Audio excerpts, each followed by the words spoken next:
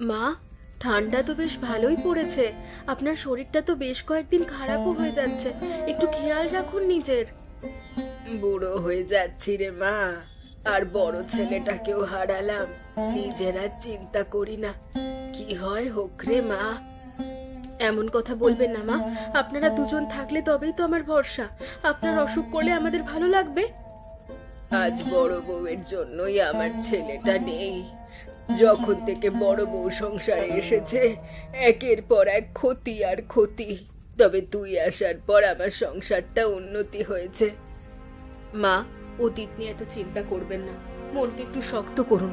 আর বড় বৌদি এসব শুনলে কিন্তু খুব খারাপ ভাববে। সে করুক, আমার মন তো আর পাথর নয়।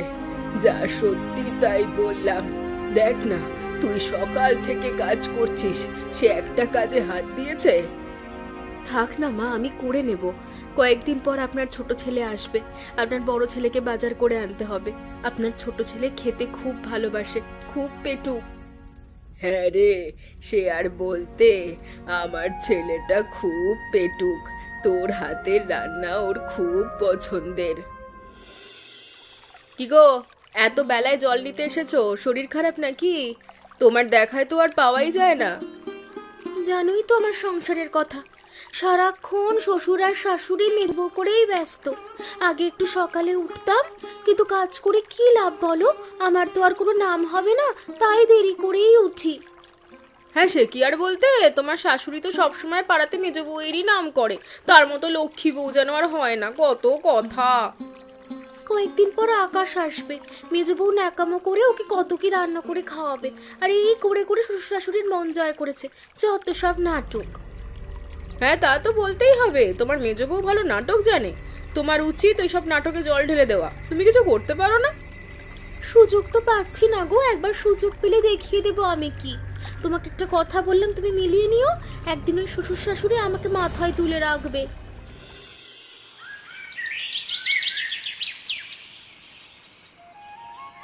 আজকে খিচুড়িটা যা হয়েছে না গিন্নি, কি বলবো। উফ, শীতের মধ্যে তোমার হাতের মজার খাবার খুব ভালো লাগে। তোমার ভালো লেগেছে শুনেই আমার শান্তি। সারাদিন পরিশ্রম করে রান্না করি তো শুধু তোমার জন্যে। তুমি খেয়ে খুশি হলে আমার সব ক্লান্তি দূর হয়ে যায়। হ্যাঁ, তুমি একা হাতে সবটা সামলাও। কয়েকদিন পর ভাই আসছে, কতদিন দেখিনি ভাইটাকে।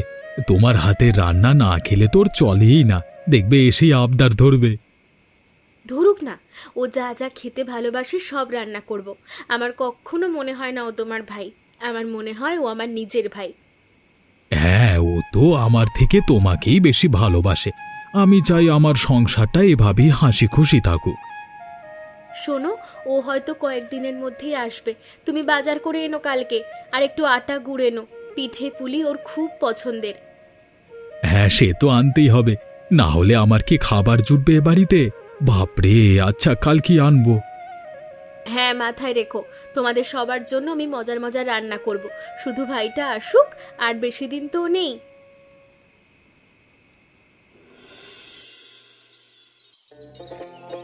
কে কোথায় গেল? দাদা এসে গেছে। মা, ও মা, এইদিকে এসো, দাদা এসে গেছে। বাবা, তুই এসেছিস? কতদিন দেখিনি তোকে। তোর কথা খুব মনে পড়ে। আজ রাতেই স্বপ্ন দেখছিলাম। হ্যাঁ, আমিও তোমাদের দেখতে না পেয়ে থাকতে পারছিলাম না। যাক, এবার কয়েকটা দিন তোমাদের সাথে শান্তিতে কাটাবো। কেমন আছো সবাই? আর মেজদাদা বৌদিকে তো দেখতে পাচ্ছি না। ওরা একটু আগেই ডাক্তার বাবুর কাছে গেল। আর বলিস না, মেজ বৌদির জ্বর এসেছে। বেচারি সবার খেয়াল রাখতে রাখতে নিজের কথা আর ভাবেই না। ও তাই নাকি? জ্বর এসেছে? সাবধানে থাকতে বলো। মেজ বৌদির হাতের রান্না না খেলে শীতের ছুটি জমে না।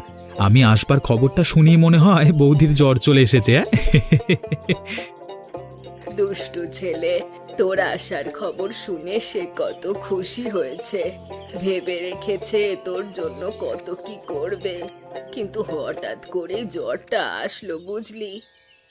তবে খারাপ লাগছে মা, বৌদির জ্বর আসলো। শোনো মা, বৌদিকে এত কাজ করতে দিও না আর। হ্যাঁ, আমি টাকা পাঠাবো, তুমি বরং একটা কাজের লোক রেখে দিও, কেমন?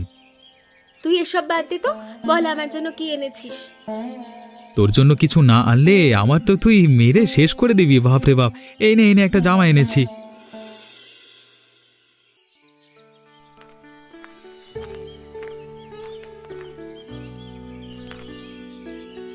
শরীরটা একটু ভালো লাগছে গো ওষুধ খেয়ে, তাই একটু পিঠে বানিয়ে আনলাম সবার জন্য।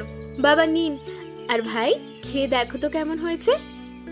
হ্যাঁ, তোমার রান্নার হাত ভালো, এটা পাড়ার সবাই জানে। আকাশ, খেয়ে বল তাড়াতাড়ি কেমন হয়েছে। উফ মেজ বৌদি, এরকম স্বাদ আর কোনো হাতের রান্নাতে পাই না। তোমার হাতের জাদুকরি স্বাদ শুধু মনে গেঁথে থাকে। এইসব যে কি বলো ভাই, লজ্জা দিও না, তাড়াতাড়ি খেয়ে নাও। কিন্তু বৌদি, আমার তো তোমার হাতের অন্য একটা রান্না খেতে ইচ্ছে করছে, খাওয়াবে কি? বলো ভাই, কেন খাওয়াবো না? কি খাবে বলো, কালকেই বানিয়ে খাওয়াবো। আর কিছু না, এই শীতে গরম ভাতের সাথে মুরগির মাংসের ঝোল, ঠিক আগের মতো করে ঝাল ঝাল করে। ওই স্বাদটা শুধু তোমার হাতেই আছে। এই ব্যাপার, তোমার আবদার আমি ফেলতে পারি। কাল দুপুরে তোমার জন্য পছন্দের মুরগির মাংসের ঝোল আর গরম সাদা ভাত থাকবে, তুমি মন ভরে খেও। বৌদি, তোমার কাছে আমি একমাত্র প্রাণ খুলে আবদার করতে পারি, কারণ তুমি আমার সব আবদার রাখো। তুমি আমার বৌদি না, নিজের দিদি, বুঝলে? আহ, কি সুন্দর গন্ধ, পুরো বাড়ি ছড়িয়ে পড়েছে। কি রান্না করছিস রে? এত সুন্দর গন্ধে আর ঘরে থাকতে পারলাম না, তাই আসলাম দেখতে কি রান্না করছিস। ও বৌদি, মুরগির মাংসের ঝোল গো। আকাশকাল আবদার করলো, তাই আজকে একটু বেশি করেই বানাচ্ছি বাড়ির সবার জন্য। ও আচ্ছা, তোর জ্বরটা কমেছে? কালকেই দেখলাম ডাক্তারের কাছে গেলি, না হলে আমি সব রান্না করছি। না গো দিদি, লাগবে না, আমার জ্বর কমেছে, নেই বললেই চলে। না হলে কি আর রান্না করতে পারি? ওষুধটা কাজে লেগেছে, বুঝলে। মেজো, জানিস তোর ভাগ্যটা খুব ভালো, আর আমাকে এই বাড়ির কেউ দেখতেই পায় না। ছোট দেওয়ারটা বাড়ি আসলো, আমার সঙ্গে ঠিক করে কথা অবধি বললো না। তুমি সব কি বলছো দিদি? তোমাকেও সবাই ভালোবাসে। আর আকাশের তো ভুলো মন, ওর তো ওরকমই, মন খারাপ করো না। তোর দাদা মারা যাবার পর থেকে এ বাড়িতে আমি অবহেলিত রে। না কেউ সম্মান করে, না কেউ ভালোবাসে, একমাত্র তুই ভালোবাসিস।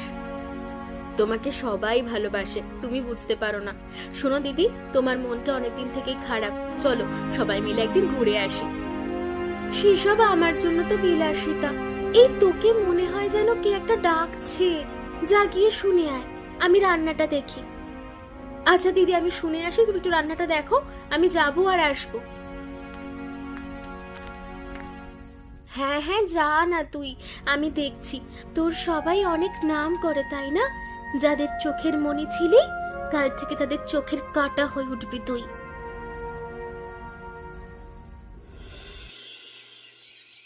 ভাই, খেয়ে নাও, খেয়ে দেখো তো কেমন হয়েছে। গরম গরম খাও, বেশ অনেক রান্না করেছি, লাগলে চেয়েও। হ্যাঁ গো বৌদি, চেয়ে নেব, সে তোমাকে ভাবতে হবে না। দেখি তো জিভে জল চলে এসে গেছে। উফ, গন্ধ যা পুরো বাড়ি ছড়িয়ে পড়েছে। কতদিন এমন ধারা রান্না খাইনি। তোমার দাদাকে সকালেই পাঠিয়েছিলাম বাজারে মুরগি আনতে, ঠান্ডার কারণে সে বিছানা থেকে উঠলো না, তাই জোর করে পাঠিয়েছি। তুমি খেয়ে নাও তো ভাই, তাড়াতাড়ি।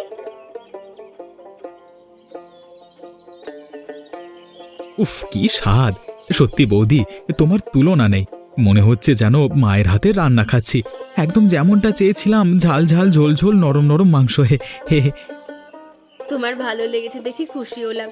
নাও, ঝোলটা একটু নাও, গরম ভাতের সাথে একটু ঝোলটা মাখো। হ্যাঁ বৌদি, আর একটুখানি দাও না, খুব ভালো লাগছে খেতে। শোনো বৌদি, আমি আগেই বলে দিলাম, আমি শহরে যাওয়ার আগে আবার বানিয়ে দেবে কিন্তু। হ্যাঁ, তুমি যতবার চাইবে ততবার দেবো ভাই। তুমি শুধু সুস্থ থাকো, ভালো করে পড়াশোনা করো। আচ্ছা, বাবা মা আর তোমার দাদারাও তো এখনো খেতে আসেনি, আমি একবার ডেকে আসি। দাঁড়াও বৌদি, আমার কেমন যেন করছে, মাথাটা কেমন ঘুরছে, শরীরটাও ঝিমিয়ে আসছে। হঠাৎ করে কি যে হলো, ধীরে ধীরে আমার শরীরটা নিস্তেজ হয়ে যাচ্ছে। কি হলো ভাই, হঠাৎ এমন করছো কেন? শরীর খারাপ লাগছে নাকি? ও ভাই, ভাই আমার কথা শুনতে পাচ্ছ? উফ, পেটের মধ্যে যেন জ্বালা করছে গো, আমার শ্বাস নিতে কষ্ট হচ্ছে। এরকম কেন হচ্ছে হঠাৎ, কিছুই তো বুঝতে পারছি না বৌদি। বৌদি, আমি আর বাঁচবো না বৌদি। বাবা মা, আপনারা কোথায়? ভাইয়ের শরীর খারাপ করছে, সবাই এদিকে একটু আসুন। দেখুন না ডাক্তারবাবু, আমার ভাইয়ের কি হয়েছে। দুপুরে খাবার খাবার পর থেকে হঠাৎ করে শরীর খারাপ হয়ে যায়। খাবার পর থেকে এরকম হচ্ছে, নিশ্চয়ই পেটে বিষাক্ত কিছু গেছে। আর এটা বিষক্রিয়ার লক্ষণ তো। বিষ? সর্বনাশ! আমার ভাইটার এখন কি হবে? ওকে কিভাবে বাঁচাবো? এ কি হলো আমার ভাইয়ের সাথে? চিন্তা করবেন না, বেশি দেরি হয়নি, সঠিক সময় আমাকে ডাকা হয়েছে। আমি কিছু ওষুধ লিখে দিচ্ছি, ঠিক হয়ে যাবে। হ্যাঁ, আপাতত এই খাবারটা কাউকে খেতে দেবেন না, খাবারটা পরীক্ষা করা দরকার, বিষক্রিয়া বেশ তীব্র মনে হচ্ছে। এই কি শুনছি, খাবারে বিষ ছিল? আমার ছেলেটা একটু মুরগির মাংস খেতে চেয়েছিল, আর সেই খাবারে তুমি বিষ মিশিয়েছো? এটা আমি আশা করিনি মেজ বউ। আমার ছোট ছেলেকে ভাইয়ের মতো ভালোবাসতে তুমি। মা, আপনি সব কি বলছেন? আমি আমি কেন ওর খাবারে বিষ মেশাবো? ছি ছি ছি, আমি ওকে নিজের ভাইয়ের মতো ভালোবাসি। আমার হাতে তৈরি খাবারে কি করে বিষ হলো আমি নিজেও জানি না, আপনারা বিশ্বাস করুন। বাহ বৌমা বাহ, রান্নাটা তুমি করেছো আর তুমি জানো না কেমন করে বিষ এলো? পুড়ে তো আর আসেনি। আমি তোমাকে নিজের মেয়ের মতো ভালোবাসতাম, তুমি এটা করতে পারলে? মা, তুমি শান্ত হও। রিনতি এমন কাজ করতে পারে না। তোমরা তোমরা ওকে মিথ্যে অপবাদ দিচ্ছ, ও নির্দোষ। চুপ কর রাজা, তোর চোখের সামনেই তো সব প্রমাণ হলো। তোর বউয়ের হাতে রান্নার বিষ খেয়ে আমার ছেলে মরণাপন্ন। তোর বউ কাল সকালে এই বাড়ি থেকে চলে যাবে বলে দিলাম। মা, আমি সত্যি বলছি, আমি কিছু করিনি, আমার কোনো দোষ নেই, আমাকে তোমরা বিশ্বাস করো। মিনতি, তোমাকে আর এই বাড়ির কাজ করতে হবে না, অনেক কাজ করেছো। তোমাকে নিজের মেয়ের মতো ভালোবাসতাম, কিন্তু তার বিনিময়ে কি পেলাম? আমার ছেলেকে মরতে বসালে। মা, আপনারা সব সময় আমাকে অপয়া বলতেন। আমি তো আপনার বড় ছেলেকে মারিনি, তবু আপনারা আমায় অপমান দিতেন। আর মেজো, সে তো নিজের হাতে মারতে চেয়েছে আকাশকে। আমি আমার ছোট দেওরকে নিজের ভাইয়ের মতো ভালোবাসি, আমি কেন এই জঘন্য কাজ করব? আপনারা কেউ কেন আমায় বিশ্বাস করছেন না? এতদিনের সেবা ভালোবাসা আজকে সব মিথ্যা হয়ে গেল। মেজো, তুই কেন এত সেবা যত্ন করতিস? সব বোঝা হয়ে গেছে আমার। তুই তো মন থেকে পরিবারের কাউকে ভালোই বাসিসনি, তুই সম্পত্তির লোভে এসেছিস। ছি বৌদি, তুমি এসব কি বলছো? আর বাবা মা, তোমরা অন্যায় করেছো। রিনতি এমন কাজ কখনো করতে পারে না, সে নির্দোষ। তোমরা রিনতিকে ভুল বুঝছো। রাজা, তুমি তো প্রেমে অন্ধ, সত্যি দেখতে পাও না। আমরা সবাই দেখলাম, ডাক্তার দেখালো খাবারে বিষ ছিল, আর রান্নাটা করেছে কে? তোমার বউ। অনেক হয়েছে, সবাই চুপ করো। মিনতি, বিশ্বাস করো, আমি তোমার থেকে আশা করিনি এসব। তুমি এখনই বেরিয়ে যাও বাড়ি থেকে। এই সংসারে তুমি থাকলে আমাদের ক্ষতি হবে। ঠিক আছে, আমি চলে যাচ্ছি। যেই সংসারের জন্য এত কিছু করলাম, সেই সংসার যখন আমায় বুঝলো না, সত্যিটা একদিন প্রকাশ পাবে। আমি আর ফিরবো না। কি গো, তোমার তো সুদিন এসেছে। শুনলাম নাকি মেজ বউকে বাড়ি থেকে তাড়িয়ে দেওয়া হয়েছে। ঠিক করেছে তাড়িয়ে দিয়ে। আর বলো না, এখন একটু হাঁপ ছেড়ে বাঁচলাম। এতদিন শুধু মেজ বউ, শাশুড়ির চোখে শুধু ওরই কোণ। কিন্তু একটা কথা ভাবছি, মেজ বউ এমন ধরা কাজ করতে পারলো? ওর মতো এমন সহজ সরল মানুষ এমন কি করে করলো? হ্যাঁ গো, ঠিকই ভেবেছো, মেজ বউ এ কাজ করেনি। কিন্তু তোমাকে আমি একটা কথা বলেছিলাম, মনে আছে? সুযোগ পেলেই মজা দেখাবো, মেজ বউকে নিচে নামাবো। হ্যাঁ বলেছিলে, এই সবটা খুলে বলো তো, আমি কিছু বুঝতে পারছি না। শোনো তাহলে, মেজ বউ যখন রান্নাঘর থেকে একটু বেরোয়, তখন আমি ওর খাবারের মধ্যে বিষ মিশিয়ে দিই। তাই এমন জিনিস মিশিয়ে দিই যাতে হবে বিষক্রিয়া, কিন্তু আকাশ মরবে না। ও এই ব্যাপার, তোমার তো বুদ্ধি আছে গো। কিন্তু তোমার ভয় করলো না? যদি ধরা পড়তে তাহলে কি হতো? ভয়কে জয় না করলে এগিয়ে যাবো কি করে? শাশুড়ির চোখে ওর নামে বদনামও হলো, আর বাড়ি থেকেও বিদায় নিল। এক ঢিলে দুই পাখি মারলাম, বুঝলে? বাপরে, তুমি তো সাংঘাতিক। কিন্তু কেউ যদি জেনে যায় কথা, সাবধানে থেকো, এই কথাটা যেন কেউ ভুলক্রমেও না জানতে পারে। তাহলে এই ব্যাপার, বড় বৌদি খাবারে বিষ মিশিয়েছে, বাড়ির সবাইকে জানাতে হবে।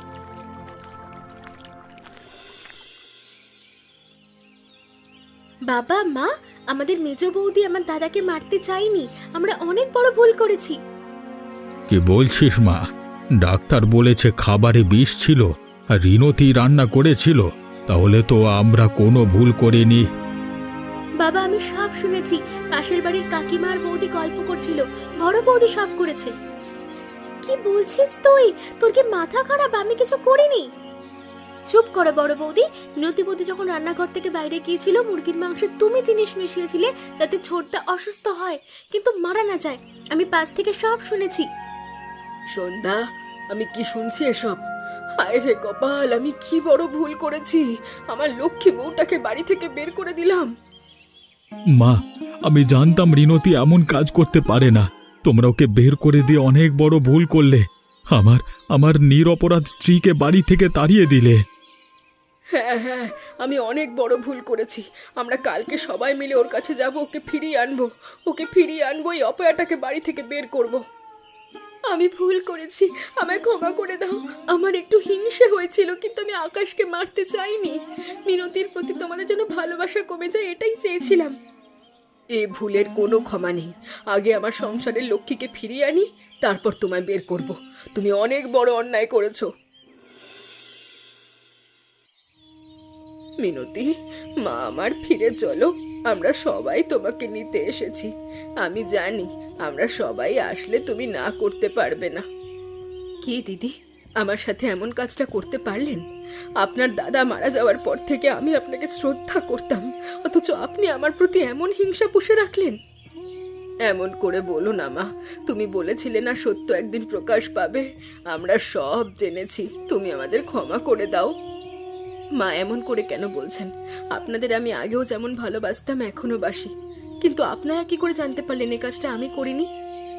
এ কাজ বড় বউ করেছে। সে তোমার মাংসে বিষাক্ত কিছু মিশিয়েছে যাতে আকাশ অসুস্থ হয়ে পড়ে, আর তোমাকেও এই সুযোগে বাড়ি থেকে বের করে দেয়। দিদি, আমার সাথে তুমি এমনটা করতে পারলে? দাদা মারা যাওয়ার পর থেকে আমি দিদিকে শ্রদ্ধা করতাম, অথচ দিদি এত হিংসা মনে পুষে রাখলো। বৌদি, চলো না গো ফিরে। তোমাকে ছাড়া আমাদের কারোর ভালো লাগে না। আমাদের ক্ষমা করে দাও না। আমি প্রথম থেকেই তোমাকে বিশ্বাস করতাম। আমি ভেবেছিলাম আমি সুস্থ হলেই তোমাকে ফিরিয়ে নিয়ে যেতে আসবো। আমারও তোমাদের ছেড়ে ভালো লাগে না। তোমরা সবাই যখন নিতে এসেছো, আমি যাব, অবশ্যই যাব। বাহ, সব তো মিটেই গেল। বৌদি, বাড়ি গিয়ে তুমি আবার মুরগির মাংস রান্না করবে। ওইবার তো খেতে পারলাম না, তুমি রাতে করবে, আমরা খাবো। ঠিক আছে রিমঝিম, আমি কাল রাতেই করব। আর মা, বড় বৌদি ভুল করেছে, ওকে আর একটা সুযোগ দেওয়া হোক। আমি চাই পরিবারের সবাই হাসি খুশি থাকুক। সবাই কোথায় গেলে গো? আমার রান্না হয়ে গেছে, এদিকে আসো। রান্না হয়ে গেছে, সবাই বসে পড়ো।